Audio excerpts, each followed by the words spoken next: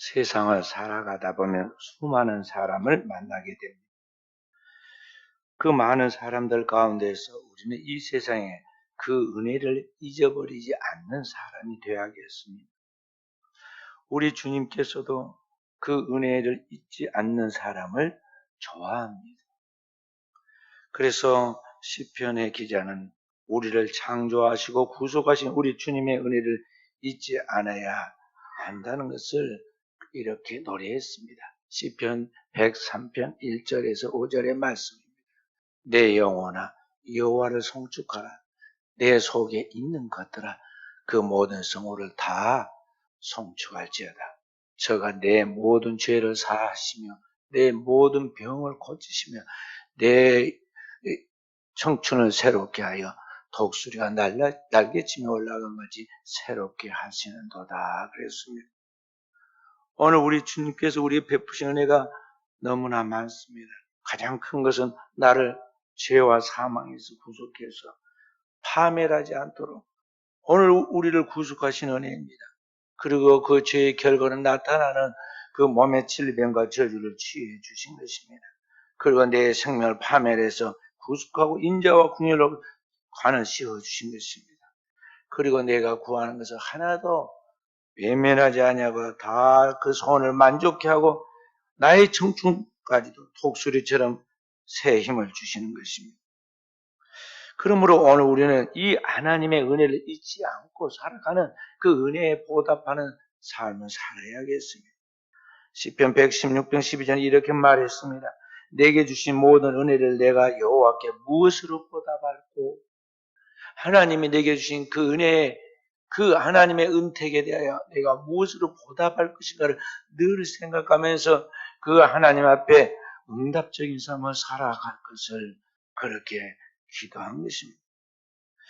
그래서 오늘을 살아가는 우리가 하나님의 은혜 받은 사람으로서 오늘 우리의 삶의 존재의 목적과 방식이 세상에서 이전에 살던 것은 완전히 달라야 합니다. 어떻게 달라야 합니까?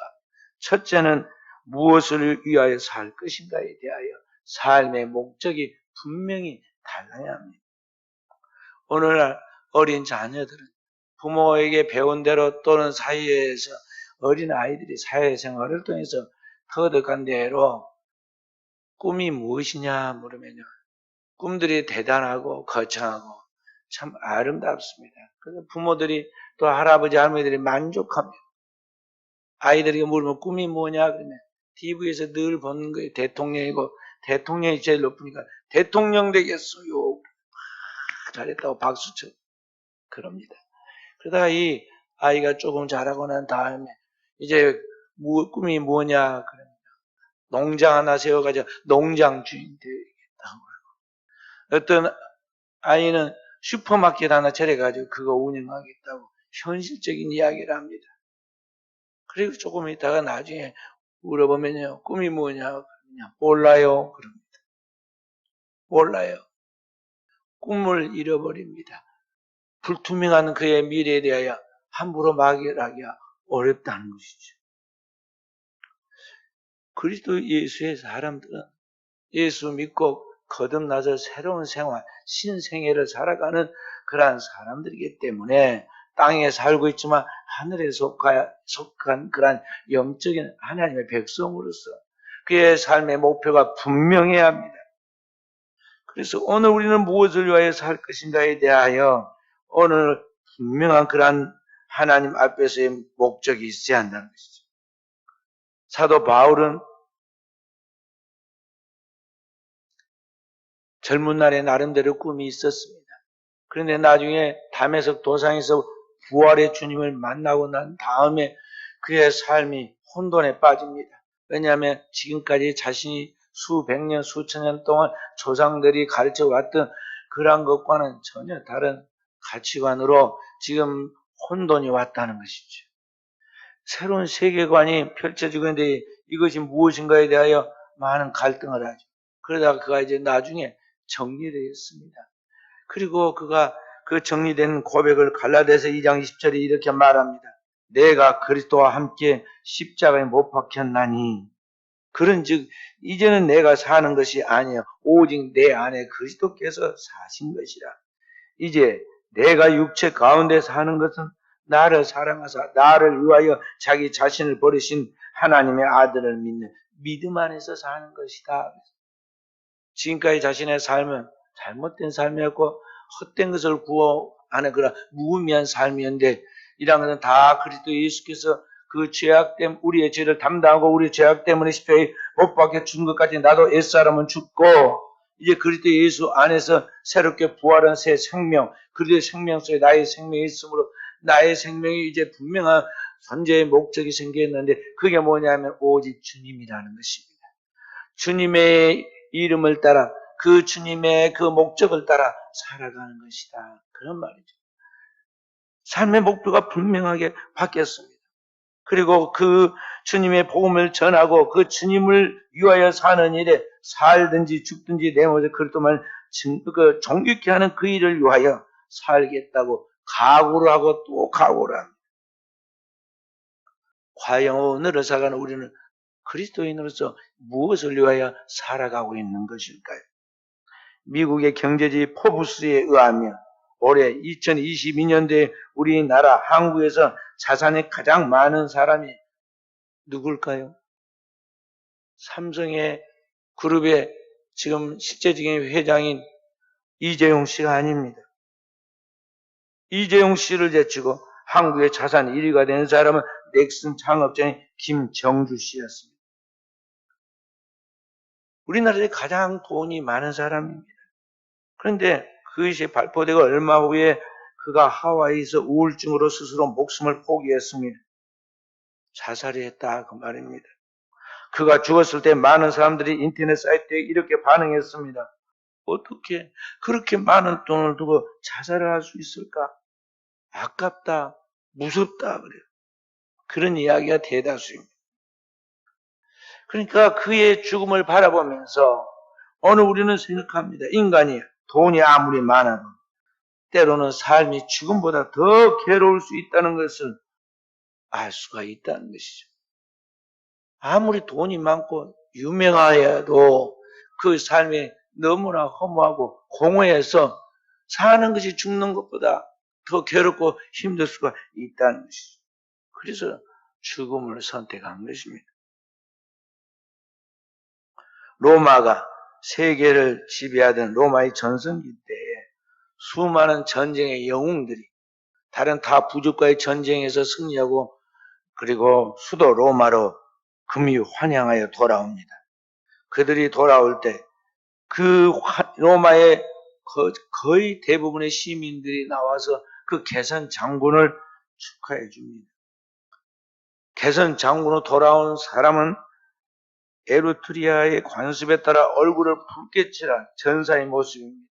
칠하고 네 마리의 백마가 이끄는 전차를 태우고 그 신안 정중앙을 가로질러서 그렇게 로마로 들어옵니다. 오늘 우리 시로 말하면 카퍼레이드를 펼치는 것입니다. 그 도로 좌우편에 로마 전체의 시민들이 나와서 백성들의 영웅인 그를 영접하면서 그에 대하여 크게 환영의 행사를 치릅니다. 그때 그 주인공을 얼마나 감동에 차가지고 목숨을 걸고 전쟁에서 피를 흘리며 싸웠지만 그 모든 노고를 다 잊고 이제 벅찬 감동으로 행복해 하겠습니까? 그런데 그 개선 장군이 타는 마차에 아무도 함께 탈 수 없는데 딱 한 사람의 뒤에 타고 있습니다. 그 장군의 집에 가장 비치는 노예 한 명이 탑승해서 거기에 따라 함께 옵니다. 대우받으려고 온 게 아닙니다. 일부러 그를 뒤에 숨겨서 앉혀놓고 그에게 일을 주었습니다. 그 일은 다른 게 아닙니다. 장군의 뒤에서 그 환호가 울려 퍼지고 있을 때 이 장군에게 그의 장군만 들릴 수 있도록 그에게 끊임없이 속삭입니다. 라틴어로 메멘토 모리, 메멘토 모리 그런 말입니다. 메멘토라는 말은 영어의 remember라는 기억하라는 말이고 모리란 말은 영어의 to die, 죽는다 그런 말의 뜻입니다. 그러니까 그 말은 지금 당신이 영웅 대접을 받아서 신처럼 그렇게 사람들이 환호하고 대단한 것 같지만 너도 언젠가는 죽는다는 존재라는 것을 잊지 말라. 그러한 뜻이 담겨 있는 것입니다. 그러니까 그 장군이 자기 자신을 지금 착각에 빠져서 정신을 잃어버리지 않도록 자신을 지금 근신하고 자기 자신을 챙기려고 하는 그런 지혜였던 것이죠. 우리나라 옛말에 화무 11홍이요 권불 10년이라 그런 말이 있습니다. 꽃이 붉어도 10일을 넘기지 못하고 아무리 권력이 세고 획격해도 그 권력이 10년을 못 간다. 그런 말입니다. 그래서 이런 경고가 오늘날 살아가는 사람들에게 근신하고 자신을 근신하여 우쭐거리지 말라는 경고의 말로 삼았던 것 같이 오늘 지나고 나면 이 땅에 대단한 것도 없고 화려한 것도 아름다운 것도 그리고 그렇게 우리를 스트레스 줬던 그런 것도 다 지나가고 다 헛되고 헛되게 되는 것을 볼 수가 있는 것입니다. 그래서 지혜자 전도자였던 이 솔로몬이 전도서 1장 1절에 주제를 발표했는데 헛되고 헛되며 헛되고 헛되니 모든 것이 헛되도다. 그것이 전도서의 주제입니다. 이 세상의 모든 것들 세상에서 우리가 추구하며 의미를 갖고 찾고 두드리고 노래가는 이 모든 것들이 그때는 대단한 한순간이 있었던 것 같이 보이지만 기억에서도 사라지고 다 재와 같이 안개처럼 사라지고만이 헛되다는 것이죠. 우리가 붙잡으려 하는 모든 것이 다 바람을 잡으려는 것 같지 미친 짓이었다. 그렇게 또 노래합니다. 그러므로 오늘 주일 아침 사랑 우리 귀한 성도 여러분, 저와 우리 사는 성도들이 기도하면서 마음을 정도로 가만히 생각해 보야겠습니다. 지금 나는 무엇을 위해 살고 있으며 또 앞으로 무엇을 위해 살 것인가 하는 것입니다. 지나온 날들에 대한 회고와 함께 나의 미래의 그런 전망을 생각해 보면서 오늘 내 삶의 목표를 분명히 점검하며 앞으로 나아가도록 해야겠습니다. 자본주의 사회에서는 돈이 있고 명예가 있으면 그 사람이 대우를 받고 그 사람이 굉장한 사람처럼 여김을 받는 것이 사실입니다. 그러나 그것이 잠깐이고 그게 지나고 나면 다 똑같다는 것이 돈이 있고 없고의 문제가 아닙니다.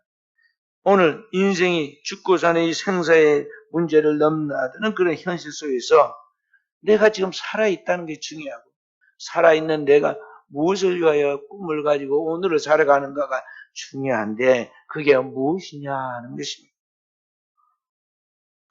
크리스찬으로서 우리는 하나님 앞에서 땅에 살고 있지만 우리의 근본 시민권이 하늘에 있고 우리가 돌아갈 본향이 하나님의 나라라는 것을 생각하면서 그 하나님을 향하여 하늘에 향해 나아가는 크리스찬으로서 오늘 내가 무엇을 위하여 살고 있는가에 대해 그 삶의 의미와 목적을 분명하게 찾아서 그것을 위하여 살아야 한다는 것입니다. 사도 바울은 젊은 날에 자신의 삶의 목적과 소망이 땅에 있었습니다. 그것을 위하여 살다가 부활의 주님을 만나고 난 다음에 그가 거듭나면서 가치를 새롭게 정했습니다. 그래서 이 빌립보서 1장 20절에서 21절에 이렇게 말합니다. 나의 간절한 기대와 소망을 따라 아무 일에든지 부끄러워하지 아니하고 지금도 전과 같이 온전히 담대하여 살든지 죽든지 내 몸에서 그리스도가 존귀케 되게 하려 하나니 이는 내게 사는 것이 그리스도니 죽는 것도 유익함이라. 죽음을 초월해서 죽는 것 정도를 넘어서서 자기가 궁극적인 뭔가를 붙잡았는데 그게 주님이고 바로 주님을 내 안에서 정기하게 만들어 가는 것이 자기의 삶의 목표이고 꿈이라는 것을 노래하였다 이 말. 그래서 오늘 우리도 이 땅에 살아가면서 하나님의 은혜 받은 자로서 나의 인생의 남은 삶을 오직 나를 위하여 자기 몸을 버리신 그리스도를 위하여 그 주님의 나라와 그의 의를 위하여 살아가는 삶으로 바쳐지기를 바랍니다. 사도는 로마서 1장부터 11장까지 기독교 복음의 핵심에 대하여 제5복음서를 마태, 마가, 누가, 요한복음 다음에 복음을 정립해서 하나로 정리해 놓은 게 바로 이 로마서입니다. 복음서를 정리해 놓고 마지막에 이렇게 말합니다. 그러면 내가 하나님의 모든 자비하심으로 너희를 구원하노니 내 사랑하는 형제들이여, 너희 몸을 하나님의, 너희는 이 세대를 본받지 말고 마음을 새롭게 함으로 변화를 받아 너희 몸을 하나님의 기뻐하시는 산 제사로 드리라. 이는 너희 애들의 영적 예배니라. 우리의 몸을 하나님 앞에 바쳐진 살아있는 제물로 드리라는 것이죠. 우리의 삶 자체가 하나님 앞에 성령 안에서 진리를 들은 참 예배로서 그렇게 살아가는 신령한 그리스도인의 삶을 살아가도록 내 삶을 자리매김하라는 것입니다. 그렇다면 어떻게 우리가 그 사명을 위하여 살 것인가? 두 번째로 이 삶의 방법입니다. 오늘 우리가 하나님의 복음을 위한 삶의 실제가 어떠해야 한가를 우리가 구체적으로 생각해야 하는데, 그게 어떠해야 하느냐는 것이죠. 주님은 우리의 죄를 도말하고 십자가에서 죽었다 제4일 만에 부활하여 승천하실 때 제자들에게 마지막 지상 명령을 내렸습니다. 마가복음 16장 15절부터 20절 말씀, 마태복음 28장 18절에서 20절 말씀, 그게 똑같은 내용을 지금 풀어서 여기저기에 그렇게 해두었습니다. 마가복음이 이렇게 말합니다. 너희는 만민에게 가서 복음을 전파하라. 믿고 세례를 받은 자는 구원을 받을 것이요 믿지 않은 자는 영벌을 받으리라. 믿는 자들에게는 이런 표적이 따르리니 너희가 내 이름으로 귀신을 쫓아내며 새 방언을 말하며 무슨 독을 마실 자도 해를 받지 아니하며 병든 자에게 손을 얹은즉 나으리라. 그래서 초대교회 성도는 그 주님의 지상 명령을 따라 두루 다니며 복음을 전했고, 그러함 따르는 표적으로 말씀이 확실하게 증거되어 당대 복음이 그 시대에 편만하게 전파되었습니다. 이와 같이 오늘을 살아가는 우리 그리스도인들은 예수 그리스도 피로 구원받아 하나님의 자녀가 됐고, 우리는 다 그리스도 안에서 그리스도의 신령한 한 가족이고 한 형제가 되었습니다. 그러므로 오늘 우리는 주님과 함께 그의 지상 명령을 따라 그 주님과 함께 그 복음을 전하는 전도자의 삶을 살도록 해야 하는 것입니다. 문제는 그 주님의 지상 명령의 복음 전파를 나의 삶 속에 어떻게 적용하며 살아가고 실천하고 있는가 하는 것입니다.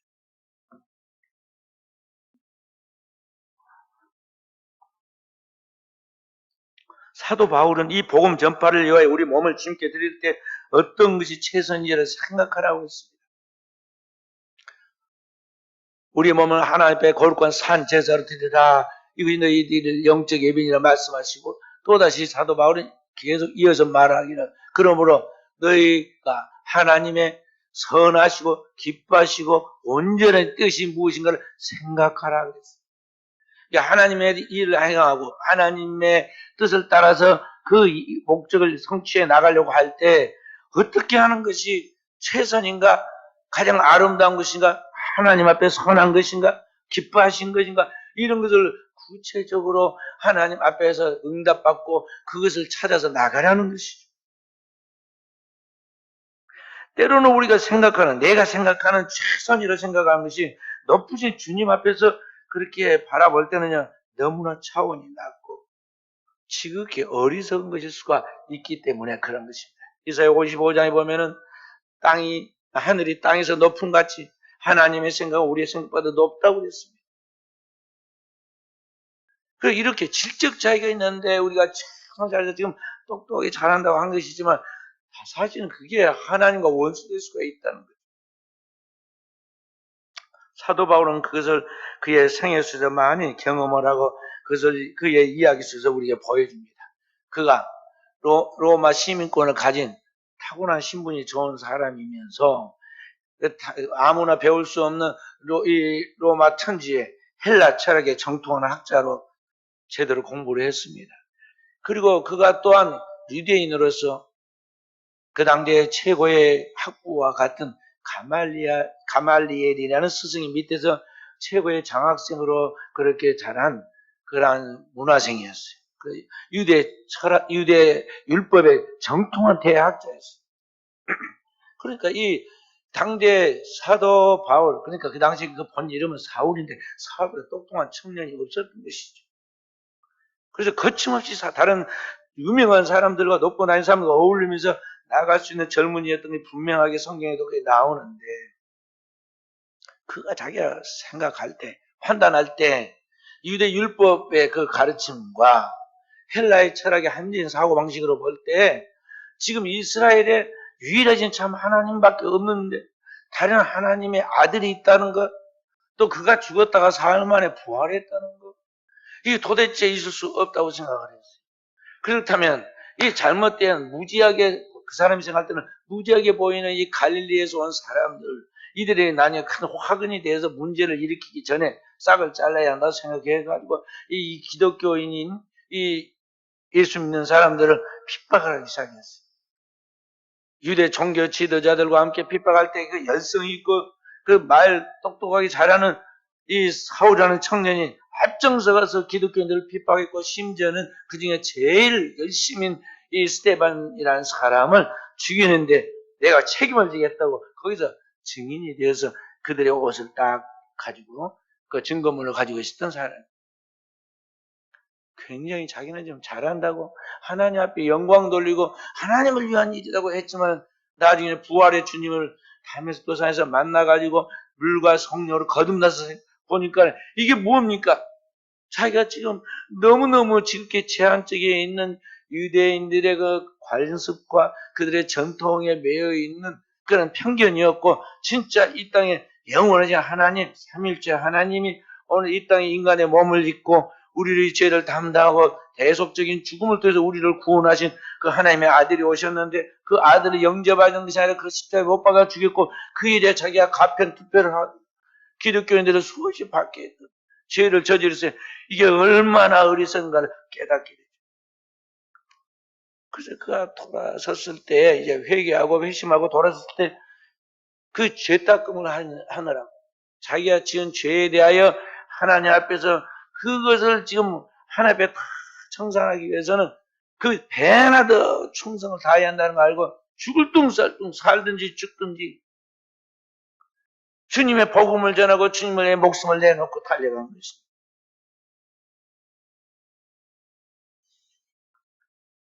그래서 이제 이분이 확실히 복음을 전해도 거듭나자마자 그냥 그분이 이 담즙질의 급한 성격의 사람인데 꾸준히 나가서 복음을 전합니다. 은혜 받고 성령 받았습니다. 불이 붙었습니다. 그래서 담에서 그 성에서 잠깐 머물러서 거기에 몸을 추스리고 은혜를 딱 받은 다음에 이미 하나님의 말씀을 많이 알고 있기 때문에 이제 구슬깨미처럼 다 꿰어졌습니다. 그래서 나가서 바로 복음을 전했습니다. 특히 유대인들에게 말해서 그들을 거꾸로 들었는데 그들을 바로 세우는데 자신 있다 생각하고 유대인들이 가서 막 복음을 전했습니다. 굉장히 똑똑하게 말을 전했는데요. 하나도 그 말씀이 먹히지를 않습니다. 유대인들이 그를 핍박을 합니다. 죽이려고 합니다. 금방 기독교인들을 잡으러 오고 유대인들의 참 똑똑한 사람으로서 유대인들의 앞잡이 역할을 하던 사람이 오늘 갑자기 변심을 하고 그들의 생각으로 볼 때는요, 배신을 했단 말이죠. 그러니까 그 배신자를 잡아 죽이려고 했어요.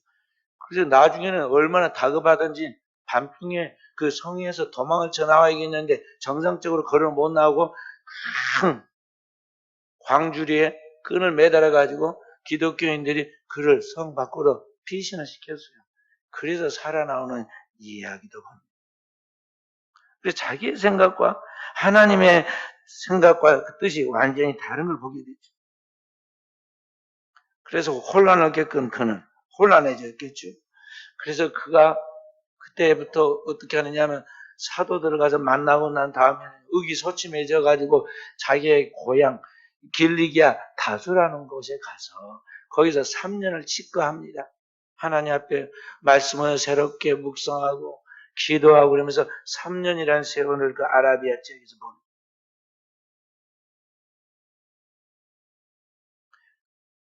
그런데 어느 날 안디옥에서 손님이 찾아왔습니다. 이 예루살렘의 유명한 평신도 지도자 바나바, 자기도 이름을 들어서 잘 알고 있는데 이 바나바가 찾아왔습니다. 자기가 지금 안디옥에서 흩어진 유대인들이 세운 이방 교회 안디옥 교회를 섬기고 있는데 교인들이 10,000명이 넘었습니다. 자, 그런데 문제는 나는 평신도라 제대로 신학을 공부하거나 또는 지식이 있는 사람이 아니므로 이게 한계가 있는데 내가 어떻게 못하니? 당신이 와서 도와주시오. 당신의 유능함을 내가 잘 알고 있는데 와서 함께 일합시다 하고 그를 정중하게 소위 오늘날 목회자로 그 안디옥 교회 목회자로 초청을 한 것입니다. 그래서 안디옥 교회에 와서 복음을 전하기 시작하죠. 그리고 안디옥 교회에 와서 복음을 전하기 시작하는데 얼마나 이방인들이 복음을 잘 받아들이는지 마치 스펀지에 물 빨아들이듯이 복음을 쉽게 받아들이고 또 거기에 교회가 세워지고 그 따르는 표적들이 나타나는지 너무나 하나님의 일이 쉽고 그 사역이 활발하게 되어집니다. 그때에서야 이 사도 바울이 하나님께서 자신을 부르신 자신이 이방인의 사도가 되었다는 그 정체성을 깨닫기 시작합니다. 일찍이 그가 다메섹 도상에서 부활의 주님을 만났을 때 선지자이면서 제자인 아나니아가 그에게 안수하면서 하나님의 말씀을 대언하여 주었습니다. 가라, 이 사람은 내 이름을 위하여 이방인과 임금들과 이스라엘 자손들에게 전하기 위하여 택한 그릇이라. 그가 내 이름을 위하여 얼마나 고난을 받아야 할 것을 내가 그에게 보리라. 하나님이 이방인의 사도로 그가 이방의 빛이 되도록 그를 불렀다는 것을 하나님이 그 다메섹 도상의 분명히 빛 가운데 나 찾아오셔 말씀하셨을 때 듣기는 들었는데 그게 뭔지를 몰랐던 것이죠. 나중에 선지자가 그에게 다시 설명을 해줬는데 그때도 몰랐던 거죠. 그래서 자신의 삶의 그러한 경험을 통해서 복음이 이방인이 아니라 그 유대인이 아니라 이방인들에게 전파되고 그 이방인들의 효율적으로 복음 전파가 이루어지는 것을 보면서 하나님께서 나를 이방을 위하여 택한 그릇으로 나를 삼았다 하는 것을 깨달았단 말이죠. 그래서 이제 이방 선교로 나간 것입니다. 처음에는 그도 유대인들에게 복음을 전하려고 했어요. 왜냐하면 그들의 고정관념에 유대인들은 선택된 하나님의 백성들이고 이방인들은 선택받지 못하는 그런 사람들이었기 때문에 그들에게 복음을 전하려고 상상하지 않았던 것이죠. 그런데 하나님께서 그를 선택한 것은 이 이방인들의 복음을 전하게 택한 그릇이라는 걸 알고 나중에는 늘 뭐라고 이야기하냐면 나를 사도라고 해요. 자기 자신. 12사도가 아닌데 자기가 사도라고 합니다. 근데 그 사도가 뭐냐? 부활의 주님이 나타나 그에게 너는 이방을 위하여 택한 나의 그릇이라고 보냈기 때문에 나는 이방인의 사도라고 늘 자칭 사도라고 그렇게 말한 것입니다. 그래서 그때부터 사도 바로 부지런히 이방 땅에 다니며 복음을 전하며 교회를 세우죠. 비시디아, 안디옥, 루스드라, 이고니온 그리고 안디옥으로 다시 돌아옵니다. 그 결과를 모교인 예루살렘 교회에 보고하죠. 이것이 사도 바울의 제1차 전도 여행입니다. 그리고 못 참고 또다시 감동을 받아 2차 전도 여행을 떠나서 더베와 루스드라에 가서 거기서 또 복음을 전합니다. 루스드라에 나면서 걷지 못한 사람을 이렇게 세우죠. 그리고 거기에서 디모데라는 제자를 유명한 자기 후계자들 제자를 얻습니다. 부르기와 갈라디아 땅으로 다니며 복음을 전하면서 무시아에서 비두니아로 가기로 애쓰죠. 여기 사도 바울이 지금 2차 전도 여행을 가서 지금 비두니아로 가기로 했었다는 이 비두니아 지역은 어디냐면 당시 소아시아 지역입니다. 사도 바울은 생각하기를 어떻게든 아시아의 복음이 전파돼야 한다. 아시아 복음화가 먼저 이루어져야 한다고 생각하고 그 자기의 판단이 지금 옳다고 생각해가지고 그렇게 복음을 전하려고 하는데 아시아의 전도길이 열리지 않습니다. 아무리 애를 써도 열리지 않습니다. 그래서 어느 날 무시아를 지나 드루아로 내려갔는데 그날 밤에 잠을 자다 꿈에 환상이 보입니다. 그 꿈이 어떠했습니까? 환상 중에 에게해를 건너 오늘의 유럽이 마게도니아 자기는 한 번도 그렇게 생각 안 했는데 그 유럽적인 아주 완전히 다른 지역인데 거기에 마게도니아 사람 하나가 막 손짓하면서 와서 우리를 도와달라는 거예요. 그래서 꿈을 탁 깨고는 희한한 꿈을 다 꾼다. 이게 무슨 꿈일까요? 주님하고 해석을 이제 그때서 성령께서 해주십니다. 깨닫게 나는 아시아에서 복음을 전해야 한다고 그랬는데 하나님께서 유럽에게 가서 복음을 전하라고 하시는구나. 왜 내가 그걸 몰랐지? 그러면서 이제 여기 마게도니아로 건너가려고 그때 이제 힘을 쓰니까 금방 길이 열립니다. 그래서 유럽의 첫 번째 성이 빌립보에 가서 복음을 전하니까 거기에 하나님 예비한 사람들이 있어서 루디아라는 여인, 또 빌립보 간수였던 그 사람이 회심해가지고 거기에서 하나님 믿고 온 집이 하나님 믿고 따르잖아요. 그래서 빛이 그곳에 여기 빌립보 지역에 교회가 세워지게 되죠. 그것이 사도 바울의 제2차 전도 여행이고 오늘날 유럽의 복음이 먼저 전파되게 된 계기인 것입니다. 그러므로 오늘 우리는 하나님이 일을 할 때 은연중에 내가 똑똑하게 생각하고 내가 잘한다고 생각하고 내 생각과 지식과 깨어로 모든 것을 하려고 합니다. 근데 살아보니까 어떻던가요? 세상 만사가 내 뜻대로 절대 안 됩니다. 근데 끝까지 내 고집대로 하려고 하다가 인생이 고달프고 힘들고 인생이 부도나고 재수없는 일을 당하고 내 삶이 왜 이렇게 찌그러지는가 막 한탄이 오고 원망이 오는 거예요. 왜 그러느냐? 오늘 사도 바울도 그런 시행착오를 겪거든요. 우리가 하나님의 성령의 인도함을 따라서 나아가야 하는데 위로부터 계시하시는 하나님의 성령이 우리 마음 가운데서 그걸 깨닫게 하고 하나님께서 우리 가르치고 역사하시는 그 성령의 음성을 듣지 않고 성령의 인도를 따르지 않고 나아가기 때문에 이러한 시행착오와 모순을 겪게 되고 그래서 시간 버리고 돈 버리고 인생의 고달픔이 끊임없이 따라오는 거예요. 그래서 사도 바울도 나중에 깨닫고 갈라디아 교인들에게 이렇게 말합니다. 갈라디아 5장 16절을 말씀 성령을 쫓아 행하라. 성령을 쫓아 행하라. 갈라디아서 5장 25절 이렇게 말합니다. 성령으로 살고 성령으로 행하라. 오직 성령이에요.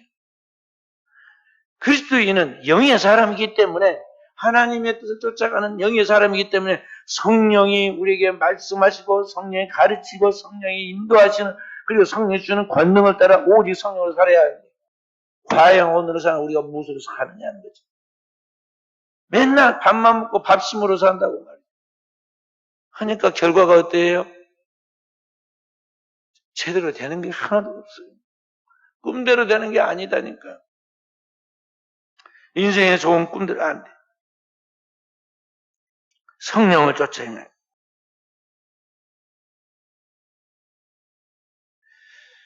그래서 오늘 우리는 하나님의 선한 일을 하려고 할 때 절대로 내 뜻대로 내 고집대로 내 생각을 절대 와서 하려고 해서는 안 돼요.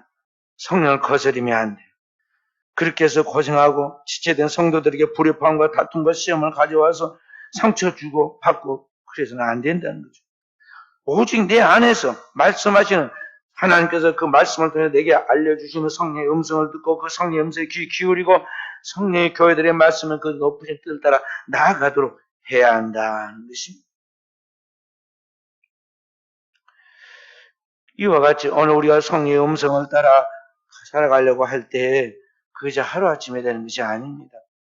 많은 연단의 과정을 통해서 성숙해지고 하나님의 깊으신 뜻에 대한 하나님의 통찰력이 생기고 그 하나님의 연단의 과정 속에서 내게 하나님의 말씀이라는 게 금방금방 느껴지고 하나님의 말씀에 대하여 따를 수 있는 그런 능력이 내게 쌓여질 때 그렇게 되는 거예요.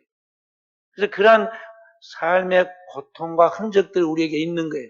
예수 믿는 사람은 주를 믿고 따르다가 받는 그러한 핍박과 연단들이 있는데 이런 걸 통해서 나에게 남는 그런 세상에 죄 짓고 싸우다가 받는 상처가 아니라 그냥 내 몸에다 만들어서 내가 문신을 해가지고 멋있다고 해놓은 문신으로 나온 것이 아니라 하나님의 뜻을 따라 깨닫도록 하기 위해서 하나님 나에게 간섭하시는 가운데서 나오는 성령의 흔적이 있는데 그게 뭐냐면 거룩한 성은 스티그마예요.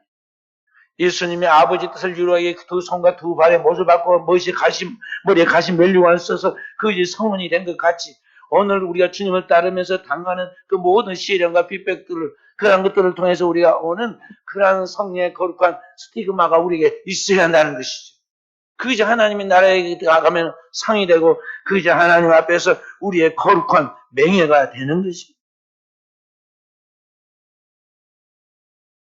그래서 오늘 우리는 땅에 살고 있지만 하나님의 눈으로 세상을 바라보고 하나님의 영원한 세계를 바라보고 그 하나님 안에서 아버지의 뜻이 하늘에서 이루어진 것 땅에서 이루어지되 나를 통해서 그 뜻이 이루어지는 것을 우리가 경험하고 체험하고 간증하고 나아가서 오늘 이 땅에 방황하는 영혼들이 주께로 돌아오는 하나님의 역사가 있도록 해야겠습니다.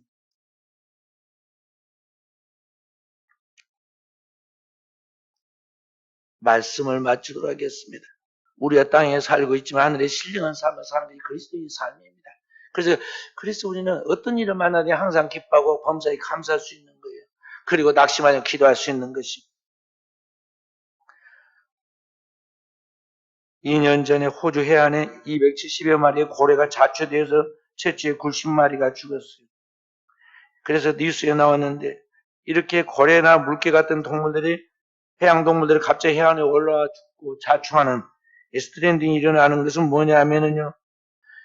여러 가지 이유가 있지만은 가장 설득력 있는 그런 내용이 뭐냐면은 이 고래 같은 경우는 지구 이 끝에서 저 끝에까지 해양으로 그의 그 전파를 통해서 수천 킬로미터까지 교신할 수 있는 특수한 저주파가 서로 이게 나와서 우리끼리 서로 교신을 합니다.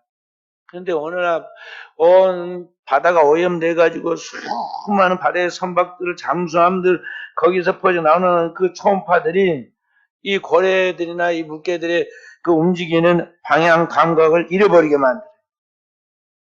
그러다가 무리에게서 이탈하게 되면요, 무리에서 이탈된 이 고래들이 그의 친구와 가족들과 끊어지게 되지, 단절되게 되죠. 그러면은 그때부터 삶의 의욕을 잃어버려요. 그래서 삶의 의욕을 잃어버린 그것들이 해안으로 밀려와서 스스로 죽음을 선택한다고. 오늘날 현대사회도 발달된 문명과 문화 속에서 사람들은 다 살기 좋다 말고 TV 이렇게 하면은 대단한 거 천지인 것 같이 보이는데 실제로 그 안에 살아가는 우리의 삶은 너무나 단절되어 있어요. 딱 자기의 칸 안에, 자기의 그 집 안에, 자기 울타리 안에 딱 갇혀서 옆집에 누가 사는지 뭐 사는지 관심이 없고 정을 못 느끼고 살아갑니다. 얼마 전에 실종됐다가 바닷속에 차가운 시체로 숨진 상태로 발견된 10살짜리 소녀 저윤아 가정의 이야기도 그러한 것 아니겠어요?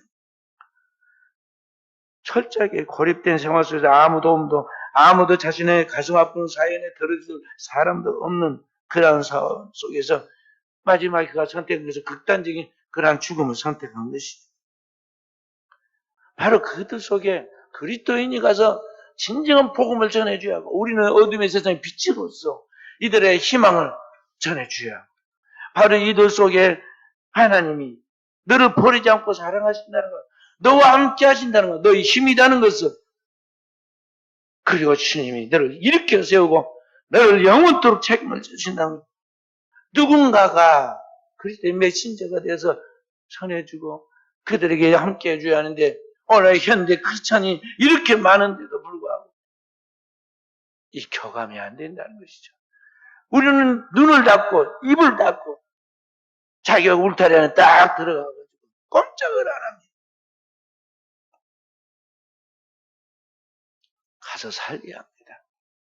너희는 가서 모든 민족을 제자로 삼아 아버지와 아들과 성령의 이름으로 세례를 주고 내가 너희에게 분부한 모든 가르쳐 지키게 하라 하신 주님의 그 지상 명령을 따라 오늘 우리가 가야 할 곳이 있다는 것이죠. 우리가 가서 전해야 할 곳이 있어요. 그것이 삶의 우선순위예요. 그것이 이루어질 때 우리의 삶은 정상적으로 이제 돌아가는 거예요. 무엇을 먹을까 마실까 입을까에 대한 생존에 대한 문제 따라온다니까요. 주어지게 되고 있고 환경도 사람도 물질도 따라오게 되고 오늘을 사는 저 우리 사는 성도들 먼저 하나님의 나라와 의를 구하고 이 하나님 앞에서 그리스도인의 정상적인 삶을 통해 나의 삶을 잃어버리지 않고 성령의 음성에 귀를 기울이고 살아감으로 이 예배시 하나님의 놀라운 은혜와 축복을 누리는 깨어있는 종들이 다 되어지게 우리 주님의 이름으로 축원드립니다.